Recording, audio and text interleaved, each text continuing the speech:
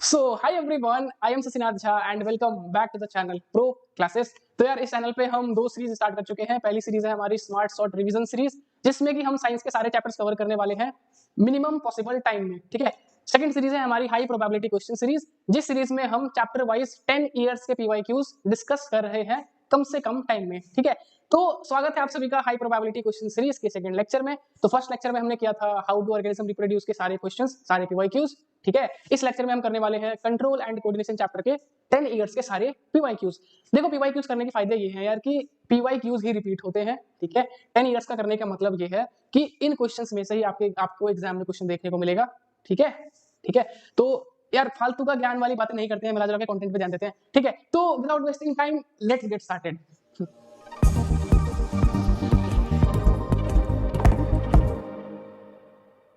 चलते हैं first question पे। तो यार फर्स्ट क्वेश्चन है हमारा कि define a nerve impulse and explain the correct sequence of events in a reflex arc when someone touches an hot object. आपको क्वेश्चन कह रहा है कि नर्व इंपल्स क्या होता है एंड कोई भी इंसान जब गर्म ऑब्जेक्ट को छूता है तो उसके जो आर्क बनता है ना, आर्क मतलब कि जो पाथवे होता है, उस पाथवे को थोड़ा सा बताना है।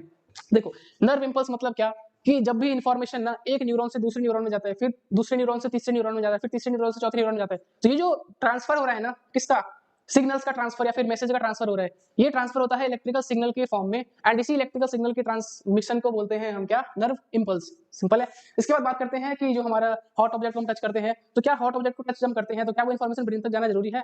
सोचो यार, जरूरी नहीं है। क्यों? क्योंकि अगर ब्रेन सोचने पे आ गया ना तो वो हाथ मारा तो जल जाएगा, समझ रहे हो? इसलिए उसका पाथवे थोड़ा अलग होता है, वो रिफ्लेक्स एक्शन होता है। रिफ्लेक्स एक्शन के केस में जो पाथवे होता है उसको क्या बोलते हैं, रिफ्लेक्स आर्क। रिफ्लेक्स आर्क में क्या होता है कि इन्फॉर्मेशन स्पाइनल कॉर्ड से होते हुए हमारे मसल्स तक आ जाती है। ठीक है, इस तरह से होता है। तो देखो पाथवे देखो एक बार क्या होगा। रिसेप्टर्स, स्किन का जो रिसेप्टर है क्या बोलते हैं उसे हम, thermo receptors. Thermo receptors heat को रिसीव करेगा, सेंसरी न्यूरॉन उसको कैरी करेगा, कहां पे ले जाएगा आपका, सेंसरी न्यूरॉन कैरी करेगा। फिर सेंसरी न्यूरॉन के बाद जो न्यूरॉन बीच के आएंगे वो सारे रिले न्यूरॉन। रिले न्यूरॉन आपको सिग्नल कहां पे ले जाएगा, स्पाइनल कॉर्ड पे। स्पाइनल कॉर्ड से जो सिग्नल है वो मोटर न्यूरॉन आपका ले आएगा कहां पे, हाथ के मसल्स में। एंड हाथ हम वहां से अचानक से हटा लेंगे, कोई दिक्कत? ठीक है। देन सेकंड क्वेश्चन है हमारा, और यार ये डायग्राम एक बार मैं दिखा देता हूँ। ये डायग्राम है हमारा, याद रखना है कि आपको हमारा पूरे बॉडी में नर्वस सिस्टम फैला हुआ है, मतलब कि न्यूरॉन्स का एकदम बंडल है हमारी पूरी बॉडी में, वेब फैला हुआ है एक। तो जो सेंटर में जो हमारा मेन न्यूरॉन्स है ना, सेंटर में कौन सा न्यूरॉन्स है, एक तो हमारा ब्रेन है, ब्रेन पूरा न्यूरॉन्स का ही मिलकर बना हुआ है। एक हमारा स्पाइनल कॉर्ड, इसको हम बोलते हैं CNS, that is central nervous system. और जो बाकी जितने भी न्यूरॉन्स है हमारे हाथ पे, पैर पे, पेट पे, नीचे, सारे न्यूरॉन्स पेरिफेरी में आते हैं। पेरिफेरी मतलब साइड में, सेंटर में नहीं आते, पेरिफेरी साइड में आते हैं, तो इसलिए इससे हम बोलते हैं पेरिफेरल नर्वस सिस्टम, पीएनएस। ठीक है। तो सेकंड क्वेश्चन है हमारा कि name the sensory organ containing olfactory receptors and its primary function. ऐसा ऑर्गन बताओ जिसमें ऑल्फैक्टरी रिसेप्टर्स रहते हैं एंड उसका काम क्या होता है। तो यार ऑल्फैक्टरी सुनते ही स्मेल वाली फीलिंग आनी चाहिए, है ना? ऑल्फैक्टरी इंडिकेटर्स भी पढ़ा होगा अपने एसिड बेसिक सॉल्ट में। तो ऑल्फैक्टरी रिसेप्टर कहाँ पे होता है, आपके नोज में होता है, नोज में होता है। एंड इसका मेन काम है स्मेल करने का। सिंपल है यार, ये 1 मार्क्स क्वेश्चन हो गया एक तरह से। ठीक है। या फिर एमसीक्यू में आ जाएगा, या फिर आपका एसएसएम डिवीजन में मिक्स होकर आ जाएगा। ठीक है। थर्ड क्वेश्चन है हमारा, why is the flow of signals eight synapse unidirectional, provide an explanation. कह रहे हैं ना कि साइनेप्स के पास ना, मतलब देखो जब भी इंफॉर्मेशन ट्रेवल करती है ना एक न्यूरॉन से दूसरे न्यूरॉन में, तो वो यूनिडायरेक्शनल होती है। क्वेश्चन पूछ रहा है ऐसा क्यों होता है, सोचो क्यों होता है।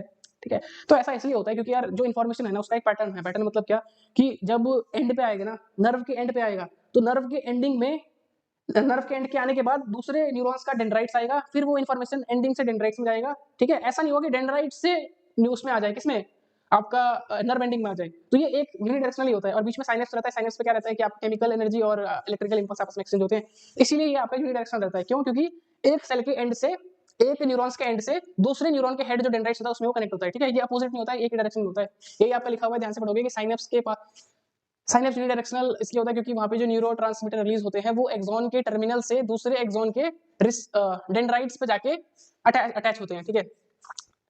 यार देखो अगर आपको थोड़ा सा मान लेते हैं कि एक्सप्लेनेशन यहाँ पे समझ नहीं आ रही ना, तो उसके लिए आप चैप्टर का एक्सप्लेनेशन देख सकते हैं। वहाँ पे चीजें विजुअल्स के थ्रू मैंने पढ़ा रखा है कि इमेजेस है, डायग्राम्स है, तो वहां से समझना थोड़ा इजी रहता है। ठीक है। यहाँ पे हम कोशिश कर रहे हैं कि एग्जाम में हमें क्या लिखना है वो मैं यहाँ पे डिस्कस कर रहा हूँ। ठीक है। इस तरह से आपको एग्जाम में शॉर्ट फॉर्म में लिखना है सारी चीजें। ठीक है। तो फोर्थ क्वेश्चन स्टार्ट करते हैं। फोर्थ क्वेश्चन है हमारा, identify the part of human brain responsible for voluntary thinking. तो ब्रेन का ऐसा पार्ट बताओ जो कि थिंकिंग में इन्वॉल्व रहता है। तो सिंपल इसका एग्जांपल है फोर ब्रेन का पार्ट जिसको हम बोलते हैं सेरिब्रम। सेरिब्रम थिंकिंग करता है। सेकंड है हमारा हार्ट रेट रेगुलेशन। तो हार्ट रेट रेगुलेशन ये इनवॉलंटरी एक्शन है जो कि हिंड ब्रेन में कौन सा पार्ट करवाता है, मेडुला ऑब्लांगाटा। उसके बाद है हमारा मेंटेनिंग पोस्चर एंड बैलेंस। तो पोस्चर एंड बैलेंस भी हमारा कौन मेंटेन करता है, हिंड ब्रेन का ही एक पार्ट है जिसको हम बोलते हैं सेरिबेलम। सेरिबेलम सेरिब्रम में डिफरेंस है, इसी को याद रखना। देन है हमारा ब्लड प्रेशर वोमिटिंग, यार ये भी एक इनवॉलंटरी एक्शन है, तो ये भी हमारा कौन करवाएगा, मेडुला ऑब्लांगाटा ही करवाएगा, ठीक है। तो ये आंसर आपको इस तरह से लिखना है। फिफ्थ क्वेश्चन है how is the brain and spinal cord protected from physical shock and injury, name the structures involved, कि स्पाइनल कॉर्ड है और ब्रेन जो है वो किस तरह से प्रोटेक्टेड है, क्या क्या जैसे लेयर्स हैं, ठीक है। और उसके बाद क्वेश्चन क्या कह रहा है कि नेम द स्ट्रक्चर्स, क्या क्या स्ट्रक्चर्स है मिला जुला के। तो अगर ब्रेन की बात करें तो ब्रेन में हमने पढ़ा था चैप्टर में कि ब्रेन में क्या रहता है, हमारा स्कल रहता है ऊपर। स्कल मतलब क्या कि है ना, स्कल रहता है जिसको हम क्रेनियम भी बोलते हैं। क्रेनियम बचाता है हमें किससे, हमारे ब्रेन को बचाता है। और जो वर्टिब्रल कॉलम होता है वो बचाता है हमारे किसको, वो बचाता है हमारे पीछे क्या रहता है, स्पाइनल कॉर्ड को। एक सेकंड, ठीक है ठीक है ठीक है ठीक है, स्पाइनल कॉर्ड को, ठीक है ठीक है ठीक है। तो अगर हम इस आंसर को देखेंगे तो इस आंसर में क्रेनियम के साथ साथ और भी लेयर्स लिखे हुए हैं, क्योंकि यार मल्टीपल लेयर्स होते हैं हमारे ब्रेन को बचाने के लिए। तो सबसे पहला लेयर होता है क्रेनियम का, क्रेनियम के बाद एक लेयर रहता है जिसको हम बोलते हैं मेनिंजेस, मेनिंजेस के बाद एक और लेयर होता है जिसको हम बोलते हैं सेरिब्रोस्पाइनल फ्लूइड। वो फ्लूइड क्या करता है कि इलेक्ट्रिक शॉक से ब्रेन को बचाता है। अचानक से मान लो किसी ने घुसा मार दिया ना, तो एक झटका सा लगा ना, उस झटके से बचाता है हमारा सेरिब्रोस्पाइनल फ्लूइड। तो 3 लेयर होते हैं, मल्टीपल लेयर्स। ये लेयर्स मिलाजुला काम करते हैं, ब्रेन को प्रोटेक्ट करते हैं from external injury. Spinal cord कौन प्रोटेक्ट करता है, वर्टिब्रल कॉलम। उसके बाद यार ये क्वेश्चन बहुत रिपीट होता है बार बार कि सेरिब्रम सेरिबेलम में डिफरेंस बताओ। क्यों रिपीट होता है, क्योंकि है ही ऐसा क्वेश्चन है ना, सेरिब्रम सेरिबेलम कंफ्यूज होने वाला क्वेश्चन है। इन दोनों में डिफरेंस बताओ किस किस के, उस पे स्ट्रक्चर के बेसिस पे, फंक्शंस के बेसिस पे। तो आपको याद रखना है कि सेरिब्रम जो है वो फोर ब्रेन का पार्ट है और सेरिबेलम जो है वो हमारा हिंड ब्रेन का पार्ट है, ठीक है। दोनों में डिफरेंस क्या है कि सेरिबेलम का काम होता है, यार इसमें अपने हिसाब से डिफरेंस लिख रखा है कि ये अपर ब्रेन मतलब कि फोर ब्रेन का पार्ट है और ये लार्जेस्ट पार्ट है, ब्रेन का लार्जेस्ट पार्ट है सेरिब्रम। सेरिबेलम की बात करोगे तो ये हमारा हिंड ब्रेन का पार्ट है, जो कि सेरिब्रम के जस्ट नीचे होता है, अगर आपको डायग्राम याद हो ह्यूमन ब्रेन का तो। देन फंक्शन की बात करोगे तो इसका फंक्शन होता है आपका थिंकिंग का, है ना, जो भी थिंकिंग होता है मेन काम तो आपका इसी का रहता है, किसका, सेरिब्रम का। एंड सेरिबेलम की बात करोगे तो वॉलंटरी एक्शन में आपका वॉलंटरी एक्शन रहता है और बैलेंस करने का मेन जो काम रहता है ना, कि बच्चा चलना स्टार्ट हुआ तो उसका उतना सेरिबेलम अभी उतना मजबूत, उतना ग्रो नहीं किया है, तो वो हिल डुल के गिर जाता है। जब उसका सेरिबेलम एकदम प्रॉपर ग्रो कर जाता है तो बच्चा चलना स्टार्ट करता है, खुद को बैलेंस करना स्टार्ट कर देता है ना। मैं अभी खड़े होकर पढ़ा रहा हूँ क्योंकि मेरा सेरिबेलम अपने मुझे मेंटेन कर रहा है मेरे, हाँ उसको।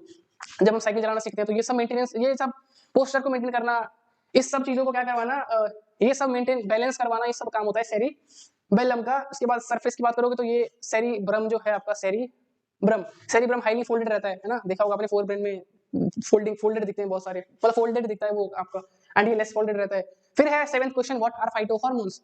फाइटोहॉर्मोन्स सिंपल है, कुछ नहीं है, प्लांट हार्मोन्स को ही हम फाइटोहॉर्मोन्स बोलते हैं, जिसका काम क्या होता है, प्लांट्स के अंदर कंट्रोल एंड कोऑर्डिनेशन करवाना, सिंपल है। उसके बाद क्वेश्चन कह रहा है कि ऐसे कौन से प्लांट के, नेम द प्लांट हार्मोन, कौन से प्लांट हार्मोन है जो कि इन सब चीजों के लिए रिस्पॉन्सिबल है। फर्स्ट है फोटोट्रोपिज्म, तो फोटोट्रोपिज्म कौन सा हार्मोन करवाता है, अगर आपको याद हो, फोटोट्रोपिज्म मतलब ग्रोथ, ग्रोथ कौन सा हार्मोन करवाता है, ऑक्सीन, ठीक है। उसके बाद है जियोट्रोपिज्म, जियोट्रोपिज्म अगेन क्या है, ग्रेविटी के टुवर्ड रूट्स का ग्रो करना, ये भी ग्रोथ है, ये भी ग्रोथ कौन करवाएगा, ऑक्सीन।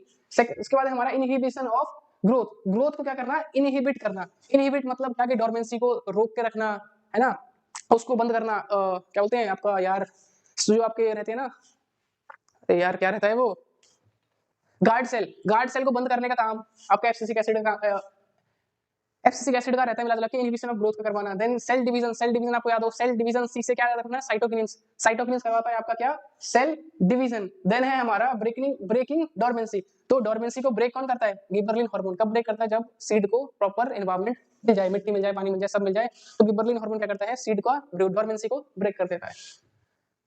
उसके बाद देखो 8th क्वेश्चन है, how do oxygen promote phototropism and thigmotropism.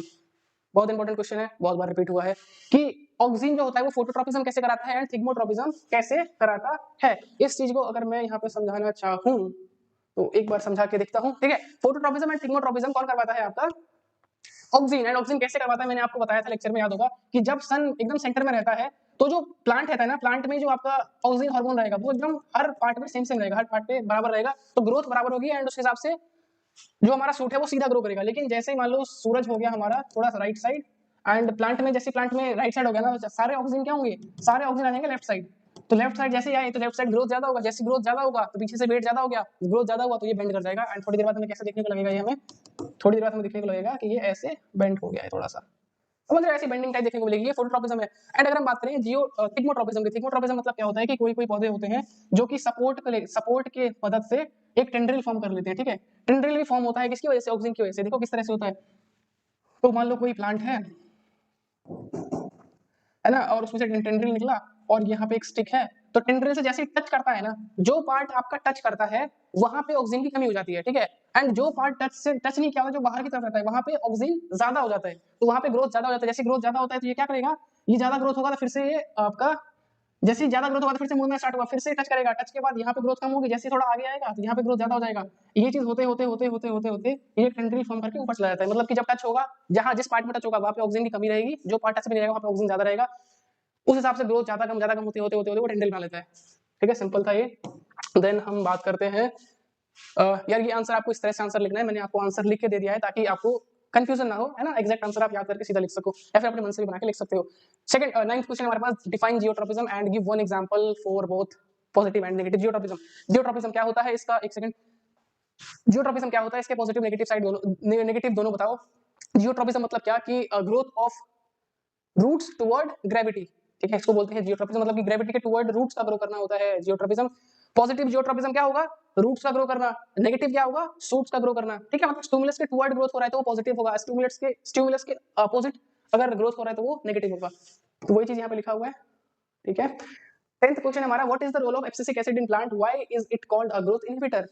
Question कह रहा है कि एब्सिसिक एसिड जो हमारा हार्मोन है, प्लांट हार्मोन, इसका क्या काम होता है। एंड क्वेश्चन साथ में कह रहा है कि इसको हम ग्रोथ इनहिबिटर क्यों बोलते हैं। तो एब्सिसिक एसिड आप सभी को पता होगा, एक ऐसा हार्मोन है जो कि ग्रोथ में कोई रोल नहीं है, जिसका काम क्या है, सीड की डोरमेंसी मेंटेन करना, है ना, पेड़ से जो पत्ते खराब हो चुके हैं उन पत्तों को बाहर गिराना, जो आपका फल है पूरा अच्छे से पक चुका है उसको नीचे गिराना, एंड आपका गार्ड सेल को बंद करना, ये सारा काम है इसका। तो ग्रोथ से कोई इसका मतलब ही नहीं है, वही लिखा हुआ है। एब्सिसिक एसिड क्या करता है, ग्रोथ को इनहिबिट करता है। किस तरह से, स्टोमेटा की क्लोजिंग हो गई एंड उसके बाद डोरमेंसी को रोकना, डोरमेंट फेज में रखना, साथ में विल्टिंग ऑफ लीव्स, मतलब लीव्स को गिरा देना। तो ये काम है इसका एब्सिसिक एसिड का। 11th क्वेश्चन है हमारा, describe the function of TSH and thyroxine and the importance of iodine in its synthesis. यार सब मिला दिया इसमें तो। Describe the function of TSH. TSH होता है आपका thyroxine stimulating, thyroid stimulating hormone.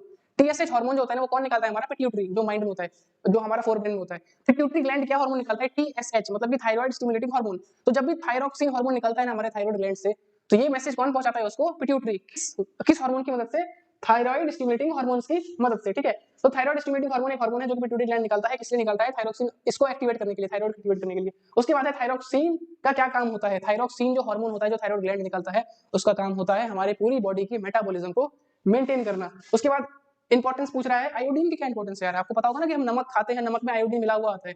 तो आयोडीन का मेन काम होता है कि जो हमारा थायरॉक्सिन हार्मोन निकल रहा है ना, वो जो निकल रहा है वो निकलता है आयोडीन की वजह से। आयोडीन चाहिए होता है थायरॉक्सिन की सिंथेसिस के लिए। अगर आयोडीन की कमी हुई तो आपका थायरॉक्सिन हार्मोन सही से नहीं निकलेगा और आपका थायराइड ग्लैंड बहुत ज्यादा काम करना स्टार्ट कर देगा। जैसे ही ज्यादा काम करना स्टार्ट करेगा तो ये हमारा फूल जाएगा, स्वेलिंग हो जाएगी उसमें, एंड हमें कौन सी दिक्कत हो जाएगी, डिसीज, गोइटर। ठीक है, वही लिखा हुआ है।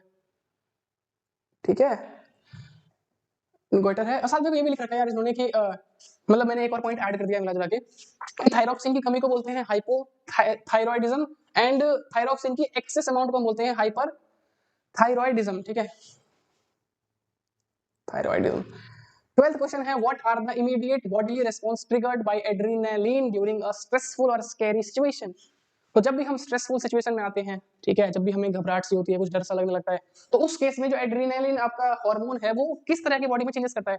सिंपल है, बहुत सिंपल चेंजेस करता है। क्या करता है कि हमारी हार्ट बीट को एकदम बढ़ा देता है, ठीक है, ब्लड में ग्लूकोज लेवल को ज्यादा ज्यादा रिलीज करना स्टार्ट कर देता है ना, एंड मतलब कि हमारी एक्टिविटी को यार एकदम फास्ट कर देता है वो। ठीक है, जिससे कि हम उस स्ट्रेसफुल सिचुएशन से निकल सके। स्ट्रेस मतलब पढ़ाई का स्ट्रेस नहीं, ठीक है, वैसा स्ट्रेस की मान लो क्या ना, आपके सामने आपके पीछे कुत्ता पड़ गया, स्ट्रीट डॉग, वैसा। तो हार्ट बीट बढ़ा देता है, प्यूपिल की साइज को डायलेक्ट कर देता है, एंड है ब्लड का ग्लूकोज लेवल को एलिवेट बढ़ा देता है। उसके बाद ये बहुत सारी चीजें करता है यार। ठीक है, मिला जुला के 2 ही महीने। ठीक है, फिर 13th क्वेश्चन है हमारा, how does the pancreas regulate blood glucose level then the hormone secreted by pituitary gland. कि ब्लड का जो ग्लूकोज लेवल होता है उसको पेनक्रियाज कैसे मेंटेन करता है। आप सभी को पता होना चाहिए, ये पढ़ा दिया है मैंने, ऑलरेडी पढ़ा चुका हूं मैं, कि पेनक्रियाज जो होता है वो कौन सा हार्मोन निकालता है, इंसुलिन हार्मोन, जो कि ब्लड के ग्लूकोज लेवल को मेंटेन करता है। ठीक है, फिर कह रहा है कि पिट्यूटरी ग्लैंड कौन सा हार्मोन निकालता है। तो पिट्यूटरी ग्लैंड बहुत सारे हार्मोन्स निकालता है, जिसमें से 10th में हमारा सिलेबस में क्या है, ग्रोथ हार्मोन। तो दिक्कत। 14th क्वेश्चन है हमारा, define tropic and nastic movement with example. Tropic movement क्या होता है, नेस्टिक मूवमेंट क्या होता है, एग्जांपल के साथ बताना है। ये भी हमारे क्लास में जब मैंने बताया था, मैंने करवाया था। तो ट्रॉपिक मूवमेंट मतलब क्या होता है, ऐसा मूवमेंट जो कि ग्रोथ रिलेटेड होगा, जिसमें ग्रोथ होगा, ऐसा मूवमेंट प्लांट का, ऐसा मूवमेंट जिसमें ग्रोथ होगा, एंड ऐसा मूवमेंट जिसमें ग्रोथ नहीं होगा उसे बोलते हैं नेस्टिक मूवमेंट। एग्जांपल पूछा है तो ट्रॉपिक मूवमेंट का आप लिख दोगे growth, growing of shoots, growth of shoots, growth of roots, ये सारा हो जाएगा tropic movement. And topic nastic movement में क्या आएगा, जो आपके छुई मुई का पौधा होता है ना, इसको हम बोलते हैं क्या, मिमोसा पुडी का प्लांट, सेंसिटिव प्लांट होता है वो, उसको जब हम टच करते हैं तो वो बंद हो जाता है और उसमें ग्रोथ नहीं हुई ना, तो वो मूवमेंट क्या कहलाता है आपका, वो रहता है आपका नेस्टिक मूवमेंट। लास्ट क्वेश्चन है इस चैप्टर का, what is feedback mechanism and how chemical coordination is better than electrical impulse. कि फीडबैक मैकेनिज्म क्या होता है। फीडबैक मैकेनिज्म सिंपल सी चीज होती है यार। फीडबैक मैकेनिज्म मतलब होता है कि जो हमारा हार्मोनल सिस्टम है ना, दैट इज एंडोक्राइन सिस्टम, जो हार्मोन्स निकलता है, ये पूरा एक हमारा किस पे काम करता है, फीडबैक पे काम करता है। फीडबैक पे कैसे, एक सेकंड रुको यार, रिकॉर्डिंग स्टार्ट है। फीडबैक पे कैसे कि बार बार यार चेक करना होता है, गला बैठ गया एक तो है ना, बार बार चेक करना होता है कि रिकॉर्डिंग हो भी रही है कि नहीं है ना, बात बीच बीच में कट जाता है लैपटॉप, थोड़ा सा समझ रहे हो ना। फीडबैक मैकेनिज्म मतलब क्या कि ऐसा मैकेनिज्म जिसमें सारा फीडबैक मिले। एग्जांपल में जैसे ब्लड में ग्लूकोज लेवल बढ़ा तो ब्रेन से पिट्यूटरी ने हार्मोन रिलीज किया, किसको रिलीज किया, एंड उसको मैसेज पहुंचाया किसको, पेनक्रियास को, कि भाई ब्लड में ग्लूकोज लेवल बढ़ चुका है, इंसुलिन जल्दी जल्दी निकाल और उसको ब्लड में ग्लूकोज लेवल कम कर। जैसे ही मैसेज पहुंचा तो पेनक्रियास ने इंसुलिन निकाला और ब्लड के ग्लूकोज लेवल को मेंटेन कर दिया। जैसे मेंटेन कर दिया, फिर से फीडबैक देता है पिट्यूटरी ग्लैंड थायराइड ग्लैंड को, कि भाई थायराइड ग्लैंड को नहीं, सॉरी, पेनक्रियास को, कि भाई अब ग्लूकोज लेवल मेंटेन हो चुका है, अब तू अपनी इंसुलिन सिक्रेशन को बंद कर दे, तो वो बंद कर देता है। सिंपल ये होता है हमारा फीडबैक मैकेनिज्म।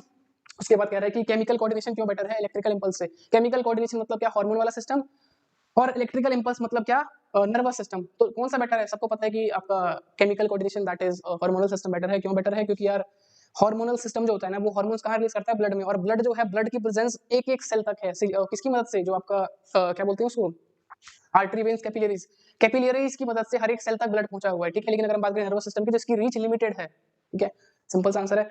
तो ये थे हमारे 15 क्या यार, लास्ट 10 ईयर्स के सारे क्वेश्चंस में इंक्लूड है, ठीक है। इससे बाहर पढ़ने की आपको बिल्कुल जरूरत नहीं है, ठीक है। एक लेक्चर देख लो आप चैप्टर समझने के लिए, ये 15 क्वेश्चन देख लो, बोर्ड में किस तरह के क्वेश्चन आएंगे। एंड देखो क्वेश्चन होगा क्या ना, कि क्वेश्चन आएगा इसी में से, बस पूछने का फॉर्मेट थोड़ा सा अलग हो जाएगा। मान लो कि फीडबैक मैकेनिज्म है, इसको थोड़ा सा घुमा के पूछ देगा, कि समझ रहे हो मेरी बात, मिला जुला के क्वेश्चन यही आएगा, इन्हीं 15 में से आएगा, ठीक है। इसके बाद कोई पढ़ने की आपको जरूरत नहीं है यार, चैप्टर की वीडियो देखो, देन ये पीवाई क्यूज की सीरीज देख लो, मोर देन सफिशिएंट है, बहुत अच्छा स्कोर करने के लिए, ठीक है। इसी को पढ़ो, इसी को रिवाइज करते रहो। अब बात करें इस पीपीटी की, तो ये पीपीटी, हर चीज की पीपीटी, सारी चीजें आपको एक जगह मिल जाएगी, ठीक है।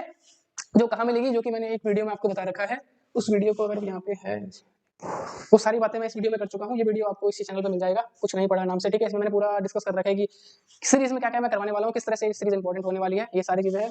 तो ठीक है, इसी के साथ ये चैप्टर, ये लेक्चर होता है हमारा एंड, ठीक है।